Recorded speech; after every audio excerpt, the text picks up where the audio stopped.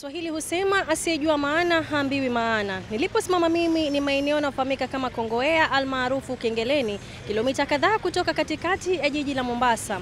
Lakini je, mpenzi mtazamaji, unafahamu maana na chimbuko la maeneo haya? Jina Kengeleni lilianza kutumika kwa nia gani? Ungana nami kuanzia mwanzo hadi tamati katika makala ya Jamvi la Pwani ni kufahamishe ujio na chimbuko la neno Kengeleni.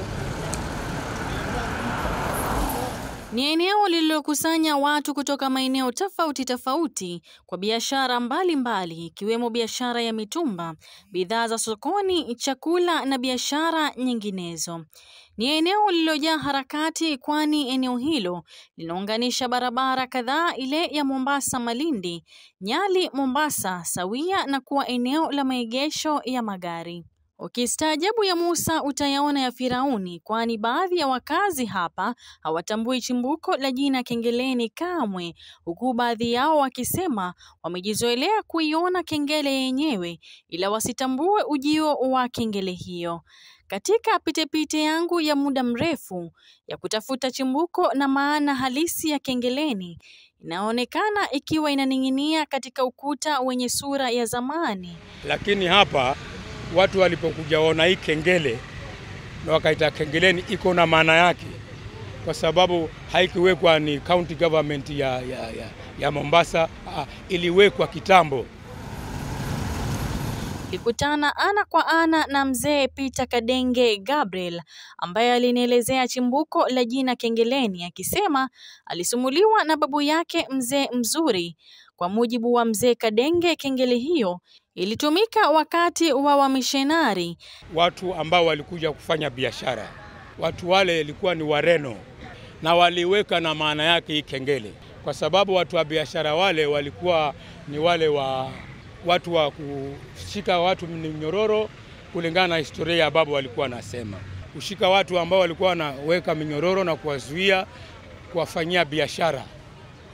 Sasa hapa ilikuwa miaka iliyopita ya mwaka wa 1896 katika historia vile tunapewa na babu yetu Bwana Mzuri pale Mlaleo.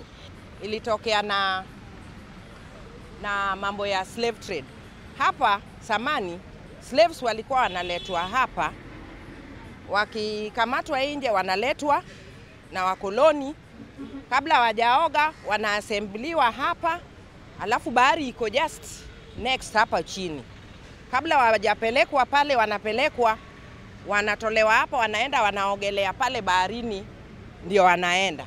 Biashara hiyo ilikuwa ya wazungu na Waarabu kutoka hapa Zanzibar, anavyotuelezea babu yetu Bwana Mzuri.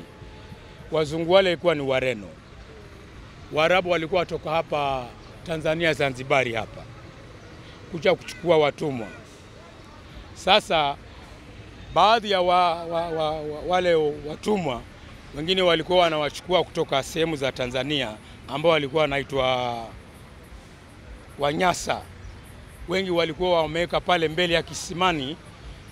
Pana sehemu inaitwa Kisimani, kama unaenda na barabara ya Mtwapa, hapo kuna sehemu inaitwa Kisimani. Ile stage ya Kisimani yote ama Kisimani mtaa, basi ilikuwa wamechimbiwa wao kwa sababu ya maji ya kunywa, ndio pakaitwa Kisimani. Swali ni je, kengele hiyo ilikuwa na uhusiano gani baina ya wakoloni na watumwa? Kulingana na wakazi, kengele hiyo ilipigwa kuwapa ishara watumwa kuwa meli imeng'oa nanga baharini na ni wakati wa kusafirishwa. Sasa kukifikia wakati wanawahitaji hawa watumwa, si ndio? Ndio wanapiga hii kengele. Wale watu wao, walinzi wao kule kuwalinda wale ambao ni watumwa kule, wanajua kengele hiyo tayari imepigwa. Wanakuja nao mpaka hapa kuna sehemu moja hapa kulikuwa kuna njia ya chini watokeze ile kanisa ya African Inland, basi ilikuwa ndio soko lile kabla haijakuwa kanisa. Sababu wakati wa ibada kuna Catholic Church hapo ndio kengele ilikuwa inapigwa. Wenyewe wakiwa wataka kuuza watu huwa wanapigana kengele, wanaitana kule wakiwa kule.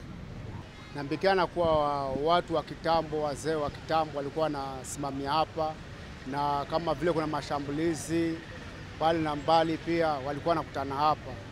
Hapa ndipo ilikuwa kengele, meli ikiingia kutoka nje ya kuchukua Afrika, kengele hutumika kama ishara ya kuwaleta na kuwapeleka baharini, ambapo hapo nyuma kuna bahari ambapo kulikuwa ile meli inatia nanga pale. Walikuwa wanapigiwa kengele. Kengele waende waogelee. Hii kengele hii walikuwa wanapigwa time ya kuoga. Slave trade wanaenda wanaogelea kule. Hii ilikuwa ni kama school kucontrol wale slave trade. Ukistaajabu ya Musa utaiona ya Firauni. Licha ya kengele hiyo kuwepo kwa miaka na mikaka, baadhi ya wakazi hapa hawajui chimbuko la jina kengeleni kamwe na jinsi ilivyokuwa ikitumika kengele hiyo. Baadhi yao wakisema kuwa wamejizoelea kuiona kengele yenyewe, wasitambue ujio wake. Kuhusu hii kengeleni mimi wanaiona tu, lakini sina historia yoyote na hili. Hata nilikuja hapa Mombasa, nimeona tayari jengo liko hivi, kwa hiyo sina historia yoyote na kengeleni. Iliitwa kengeleni kutokana na majazi yake, yani ni kelele. Sijui chochote, lakini kwa hiyo historia fupi tu kama venye nimesikia ndo naamini. Je, mpenzi mtazamaji, umefahamu chimbuko la jina kengeleni? Na kama ulikuwa hufahamu, basi bila shaka leo umefahamu chimbuko la jina hili. Usikose kuungana nami katika makala mengine ya Jamvi la Pwani. Mimi ni Fahima Ramadhan.